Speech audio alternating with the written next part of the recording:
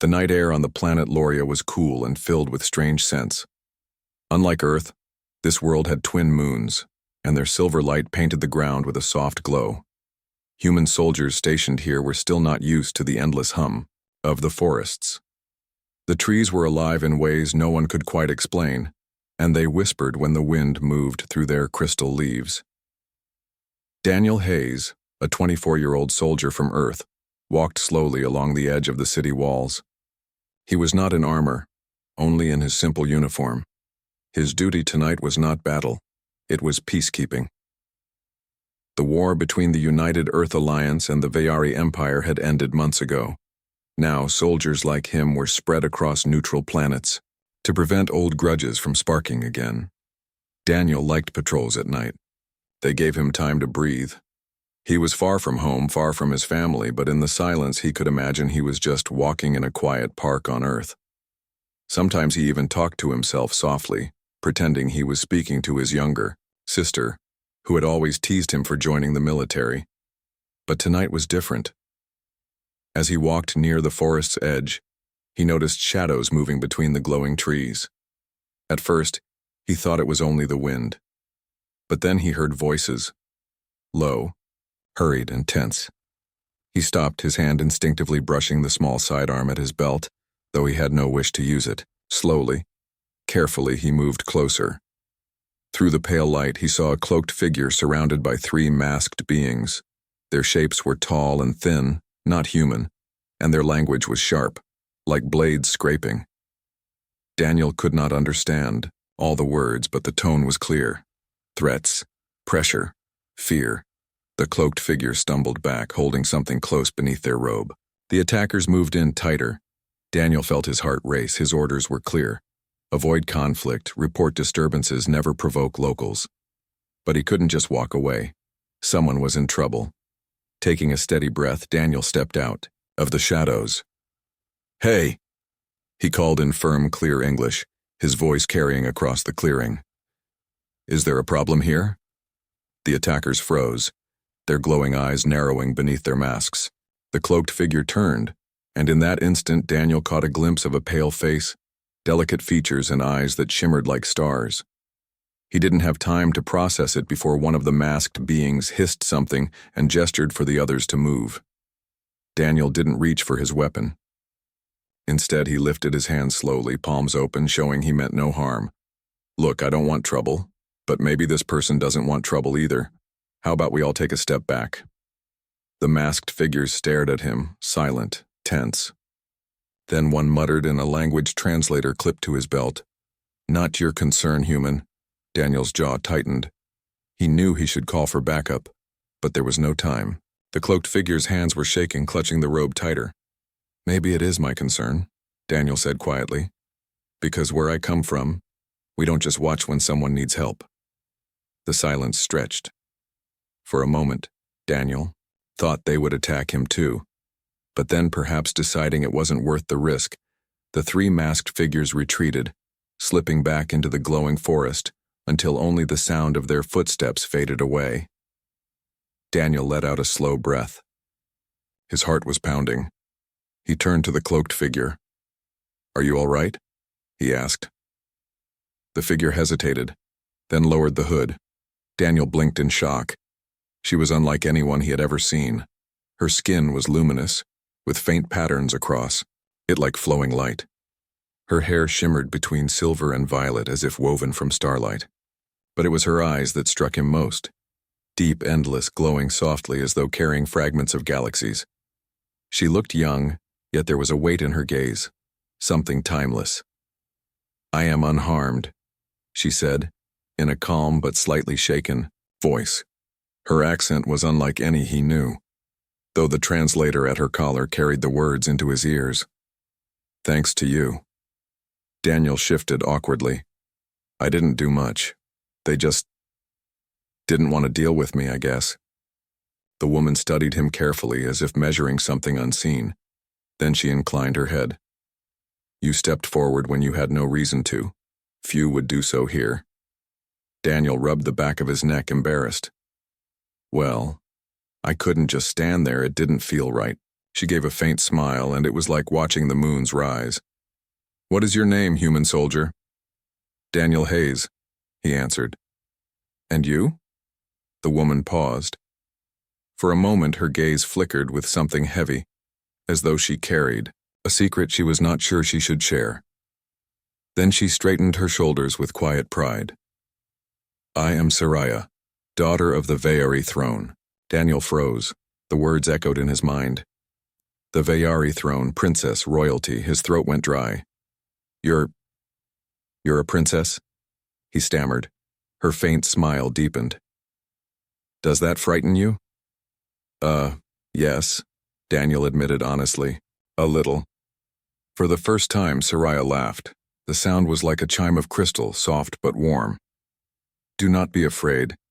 Tonight, you are simply the soldier who chose to help when others would not. That is enough." Daniel wasn't sure what to say. He had been trained to stand straight, salute, and keep proper distance around dignitaries.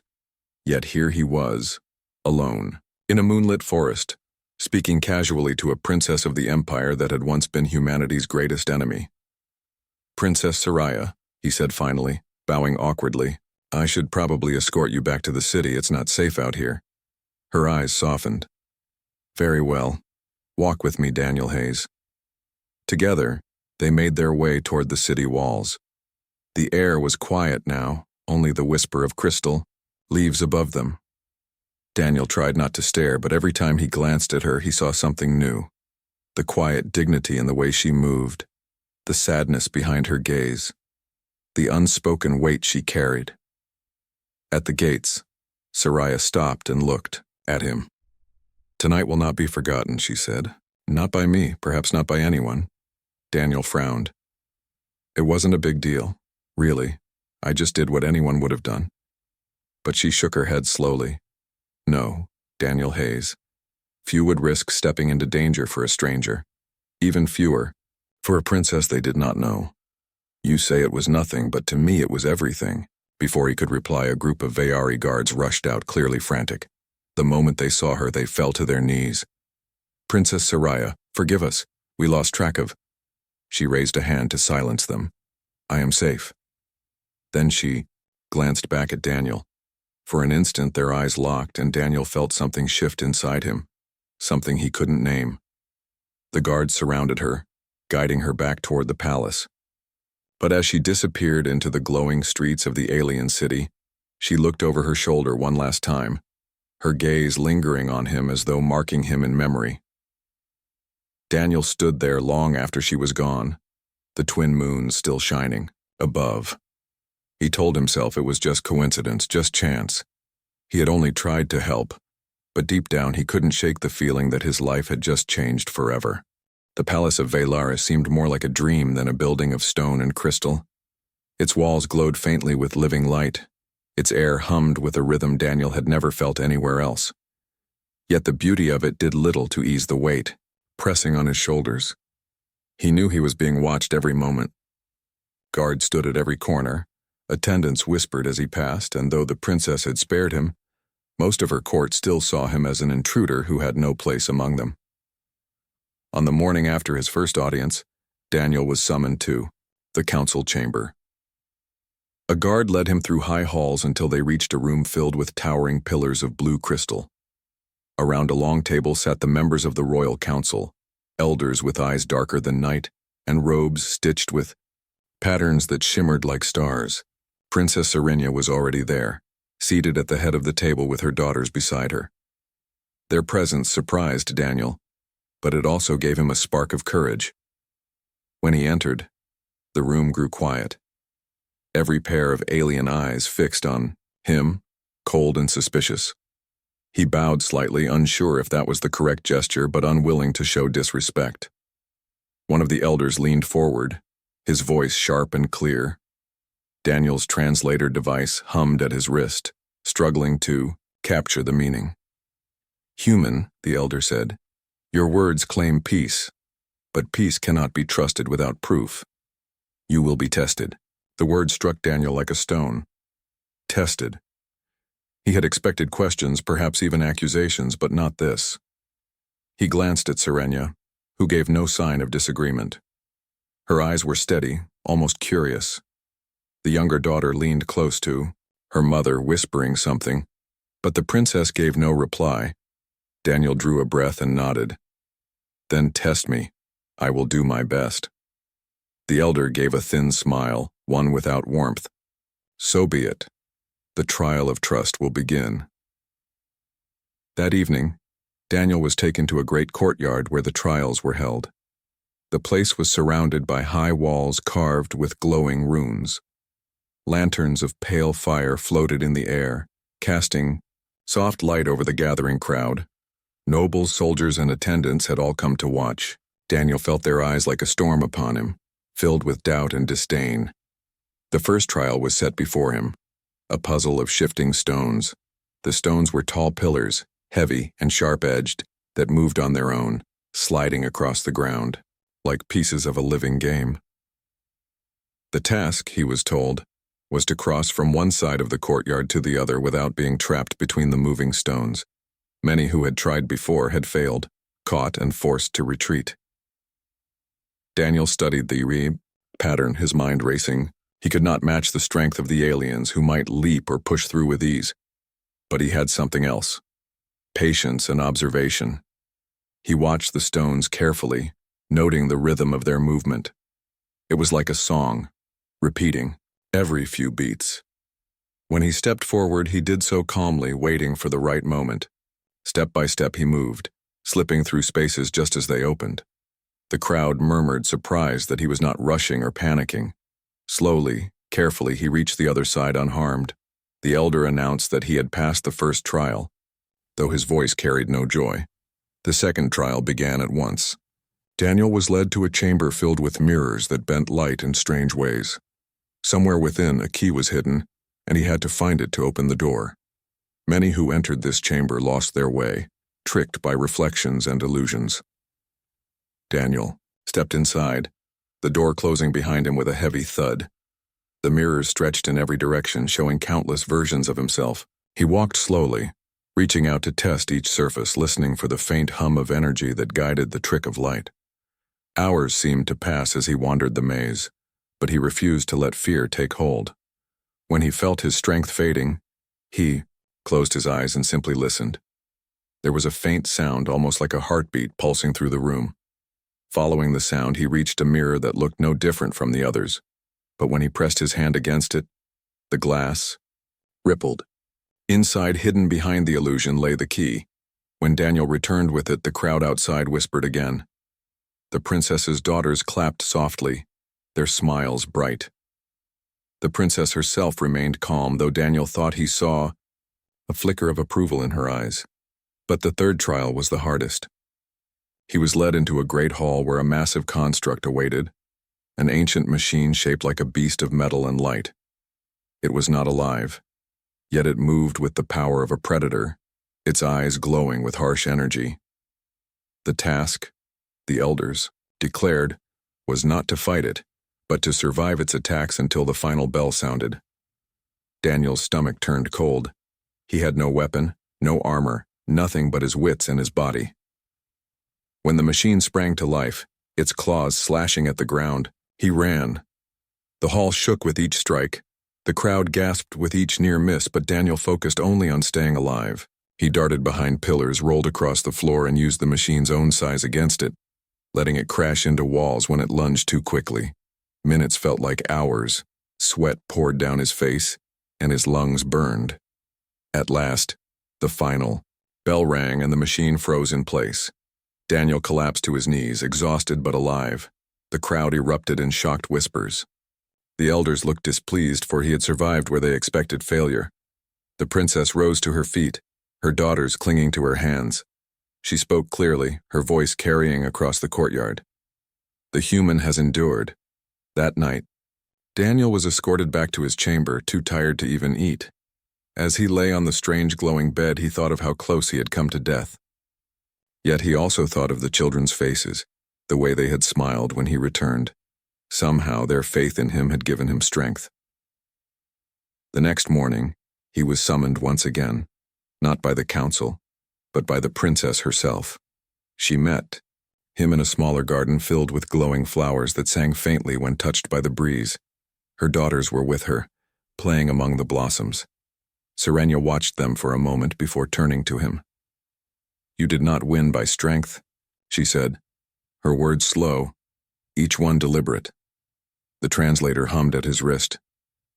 "You won by patience, by care. That is different." Daniel bowed his head slightly. "I only did what I knew. Strength is not always enough." She studied him with those sharp dark eyes, then glanced back at her daughters. "They trust you. I do not yet understand why, but I will not ignore it." Her words carried no warmth, but neither did they carry rejection. Daniel felt a spark of hope. Though he knew the road ahead would still be difficult, he was not yet trusted, not by the council, not by the guards, perhaps not even fully by the princess herself. But he had taken the first step. As he walked back to his chamber that evening, Daniel lifted his eyes to the glowing towers of the palace and whispered to himself, "Humanity is more than they believe. I'll prove it." The palace of Valaris never truly slept.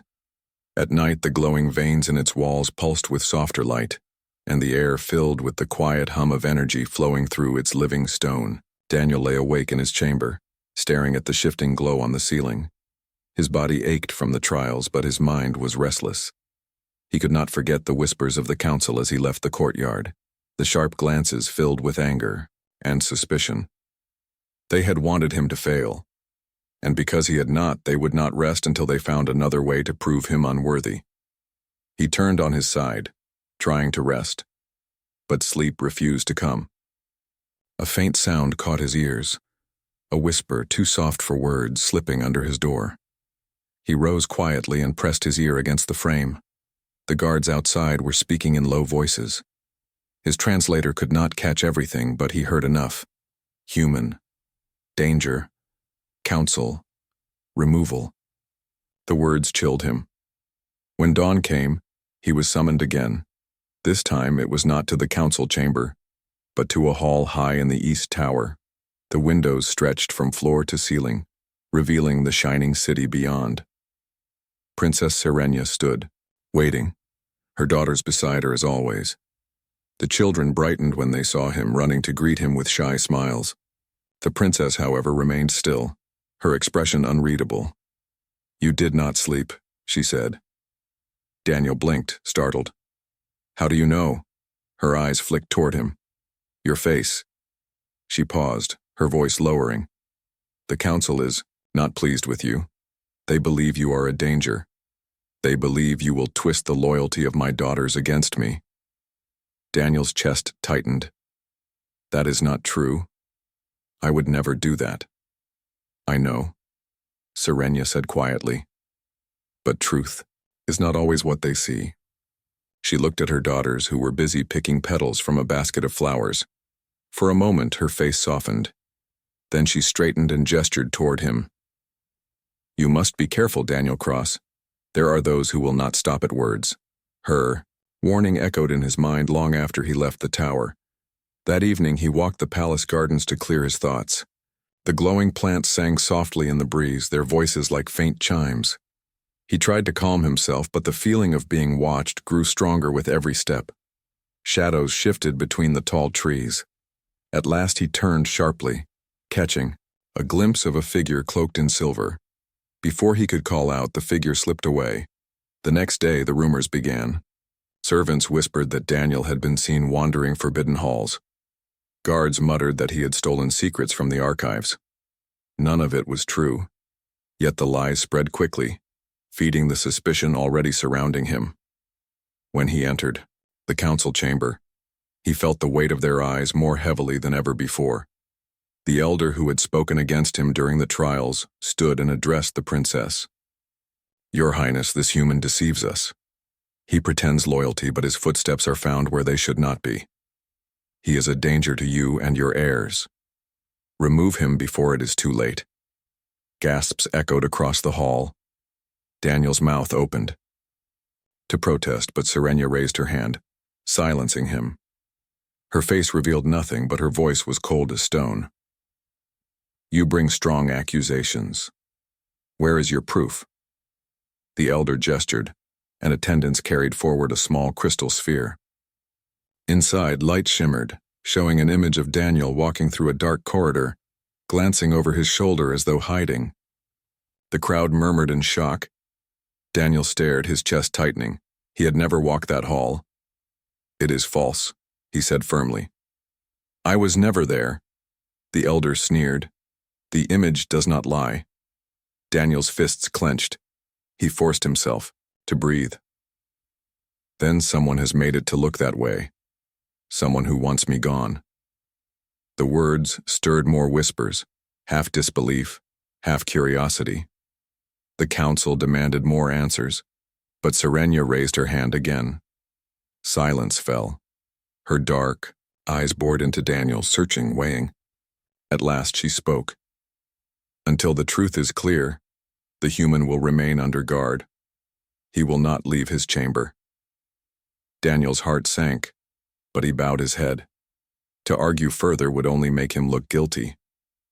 Back in his chamber, he sat on the glowing bed, anger and despair churning inside him. Someone wanted him destroyed.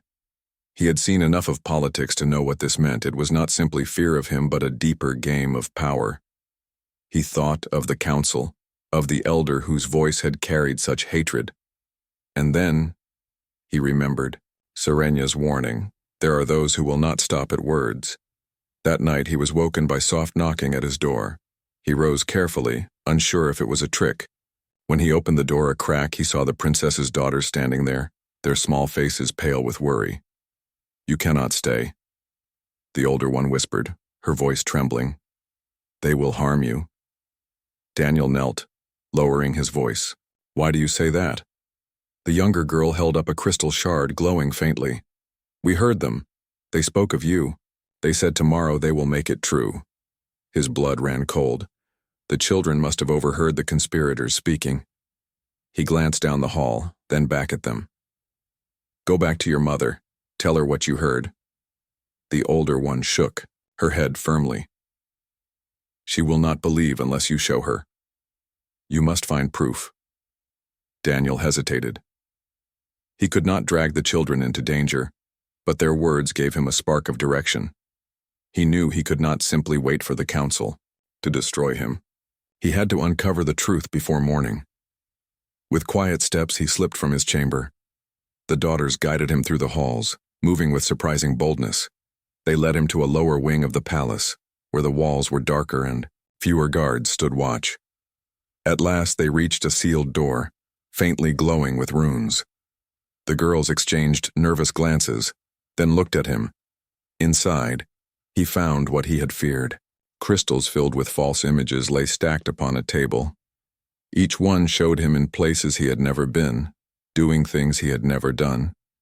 It was evidence crafted to frame him, enough to convince anyone who doubted him.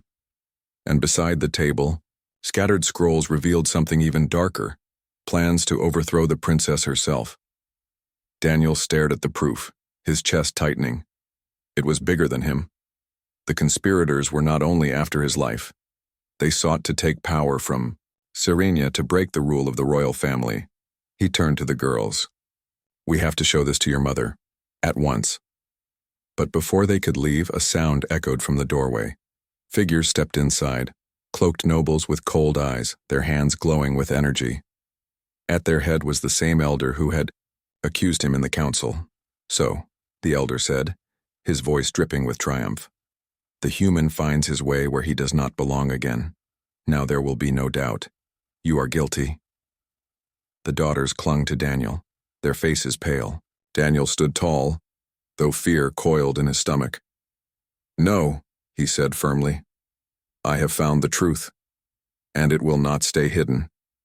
The elder's smile faded into a snarl. We shall see. Guards rushed forward, and Daniel knew the moment of choice had come. If he failed now, not only his life but the future of Serenia's rule, and perhaps the fragile chance of peace between their peoples, would be lost. The chamber filled with silence that was heavier than stone.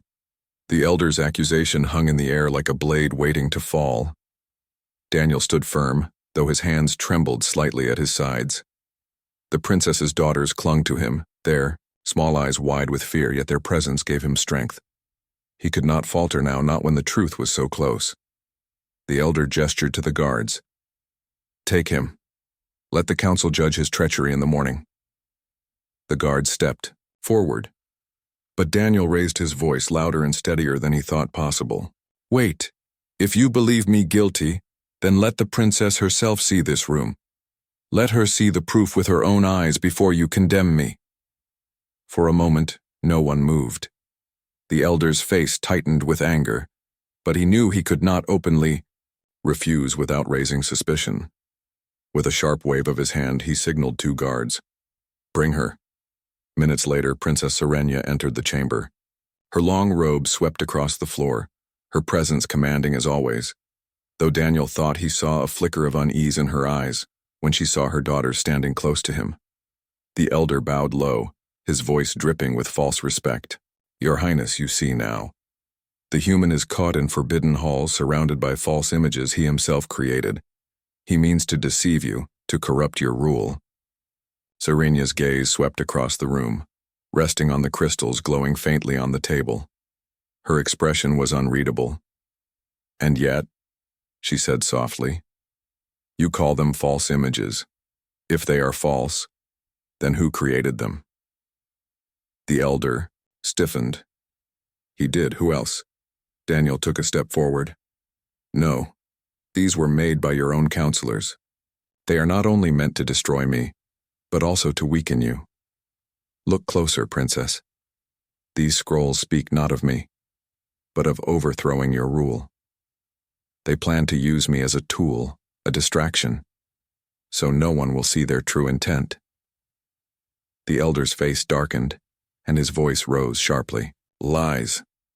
He twists our words to save his own neck." Daniel turned to Serenia, desperate but calm. "You don't have to believe my words. Believe your daughters. They heard the truth with their own ears. They brought me here because they trusted me. Ask them." The princess's eyes flickered to her daughters. The younger one held up the glowing shard she had carried, her voice trembling but clear. "Mother, we heard them.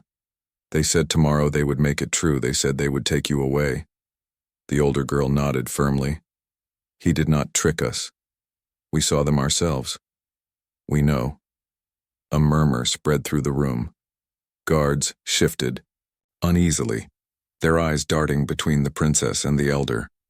Serenia's face was still unreadable, but her gaze sharpened as she studied the elder. She stepped closer to the table, lifting one of the crystals in her hand. The image flickered, showing Daniel walking a forbidden hall. She tilted it, and the light bent oddly, revealing faint runes hidden beneath the surface. Her eyes narrowed. "These were tampered," she said coldly. "The work of someone skilled in illusion." The elder's mask finally cracked. His mouth opened, then closed, again, but no defense came. Serenia's voice rose, clear and sharp as a blade. "You accuse him to hide your treachery. You would see me overthrown and my children placed in your hands. You would use fear of a stranger to blind us." The guards froze, caught between their loyalty to the council and their loyalty to their princess. Serenia's eyes blazed as she lifted her hand. "Seize them." In a rush, the guards moved, not toward Daniel, but toward the cloaked conspirators. The elder shouted, but his voice was drowned beneath the clash of struggle. The nobles who had plotted to frame Daniel were dragged away, their false crystals and scrolls gathered as evidence. When silence finally fell, only Daniel, the princess, and her daughters remained in the chamber. Serenia turned to him, her gaze softer now, though still heavy with thought. "You risked much to show this truth. You could have stayed silent and perhaps saved yourself. Why did you not?" Daniel drew a slow breath. "Because it wasn't only about me. If they succeeded, your daughters would be in danger. I couldn't let that happen, not when they trusted me." For a long moment, the princess said nothing. Her daughters moved to her side, their hands slipping into hers. At last she gave a quiet sigh, her voice low but firm. "You are unlike others I have known. Humans are young, yet you carry a kind of strength that is not built on power. Perhaps that is why they trust you. Daniel bowed his head. Strength is not only in weapons. Sometimes it's in what we choose to protect. The days that followed were filled with change. The conspirators were tried before the court, their betrayal laid bare for all to see. The people of Velaris whispered about the human who had uncovered the plot, who had stood firm even when lies were set against him. Many still doubted, but curiosity began to replace fear. Princess Serenia did not dismiss him. Instead, she summoned him often, speaking with him in the gardens, the halls, even in the council chamber. Her questions were sharp, but less hostile than before. She wanted to understand humanity, not just its leaders or its weapons, but its heart. And always, her daughters were near, their bond with Daniel growing stronger each day. One evening, as the twin moons of Velaris rose over the shining palace, Serenia stood with Daniel on a high balcony. The city spread out below them, glowing softly in the night. Her daughters had fallen asleep nearby, curled together under a blanket. For once, the princess's face was not stern but thoughtful, almost gentle. "You have changed something here," she said quietly. "Not only for me, but for my people. We thought of humans as reckless, dangerous, driven only by hunger for power. But you showed another path." She paused, her dark eyes meeting his. "Perhaps there is more hope in your kind than we believed." Daniel felt a weight lift from his chest.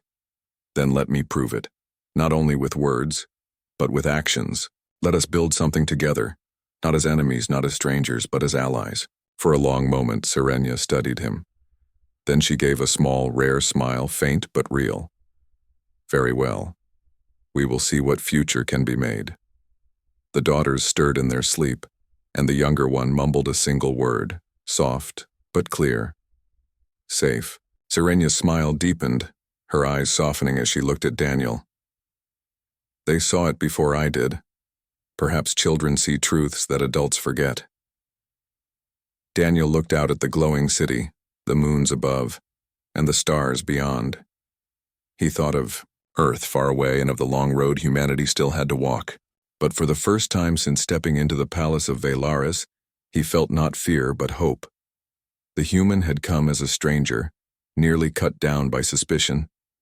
Yet he left the chamber of conspiracy as something more, not a savior, not a conqueror, but a bridge. And in the eyes of two children who had chosen him without reason, he found the proof that humanity could indeed stand among the stars, not through strength, but through the simple, stubborn power of trust. Daniel Cross had never seen a palace so strange in his life. Its walls curved like living trees, glowing faintly with lines of light that seemed to pulse like veins. The floor beneath his boots was polished stone that shimmered like water, yet felt solid as iron. The great gates behind him had closed with a sound that was more like a sigh than a clang, and now there was no way back. Ahead stood the guards of Velaris, tall and elegant, with silver skin that caught the light and reflected it like moonlight on steel. Their long limbs ended in hands that gripped weapons glowing with blue energy. Every one of those weapons was aimed at him. Daniel stopped walking the moment he noticed. His throat tightened, and he slowly raised both hands into the air. His training told him that sudden movements could be fatal here. He forced himself to speak calmly, even though his heart beat like a drum in his chest. "I come in peace," he said, his voice echoing across the hall. "I bring no harm. I am only here to talk." The guards did not lower their weapons. Their eyes, black as deep space with no whites, showed no mercy, only suspicion. Daniel knew what they saw in him. A human, a species still young and barely trusted among the stars. To them, he was nothing more than a stranger who might be lying. He had been warned of this, but standing here under the gaze of 10 weapons made the warnings feel far too real. His legs wanted to run, but he kept them rooted. Fear was natural, but panic would get him killed.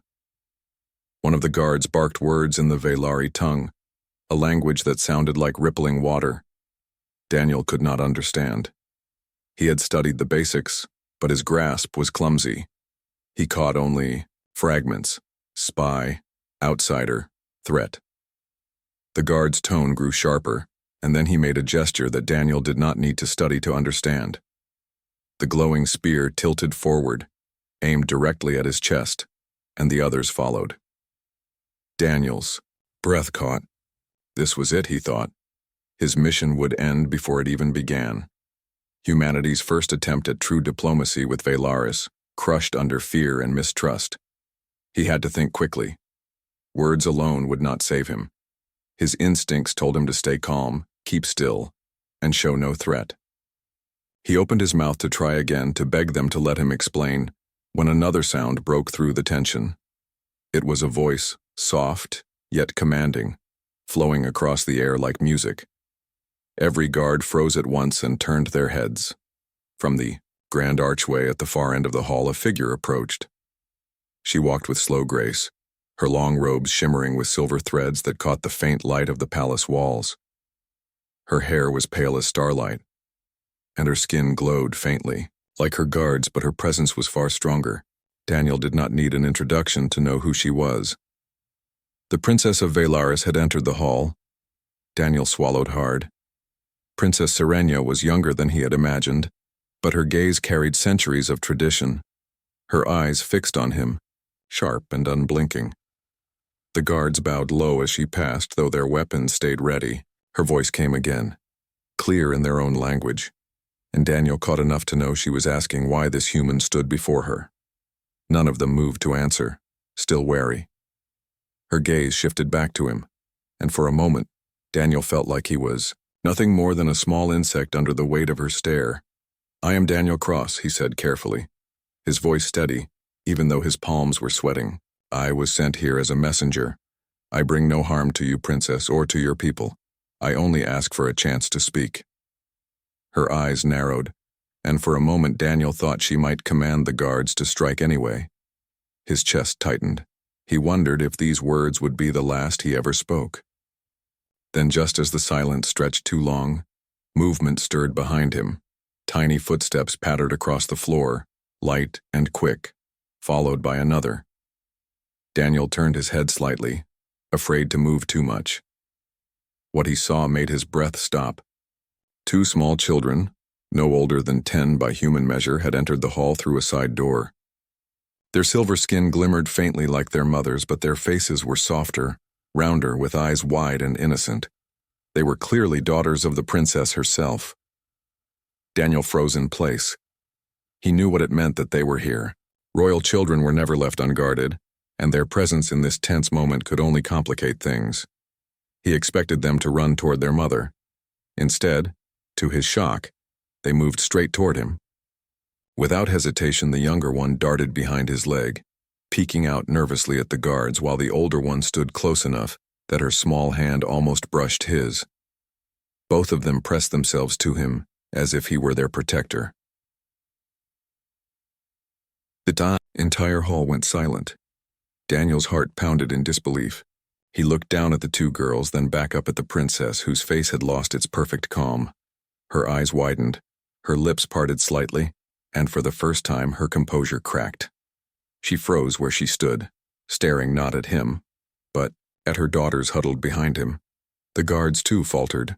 Their weapons wavered as confusion spread among them. Not one of them had ever seen the princess's daughters draw near to a stranger, much less a human. Whispers rippled through the hall like a wave, disbelief mixing with shock. Daniel's mind raced. Why? Why were they clinging to him when he was the outsider, the supposed threat? The younger girl tugged at his coat, her small voice trembling but clear enough. "Safe," she whispered in her own language, a word Daniel barely understood, but its meaning was unmistakable. The older girl gave a faint nod, her large black eyes fixed on her mother. "Safe with him," she said more firmly, her voice carrying through the hall. Daniel felt his throat close. He had no idea why the children believed this, but he could not betray that trust. He placed one hand gently on the younger girl's shoulder, careful not to frighten her. He looked at the princess, his eyes steady, though his heart pounded harder than ever. He did not speak because he knew no words could explain this moment. Only the truth before their eyes mattered. Princess Serenia stood frozen, her guards waiting for her command. Her gaze flicked from her daughters to Daniel, and then back again, confusion and conflict plain upon her face. In that instant, something shifted in the great hall of Valaris. The weapons no longer seemed certain, the whispers no longer carried only suspicion. What had been a moment of almost certain death turned into something else entirely, something Daniel himself could not yet name.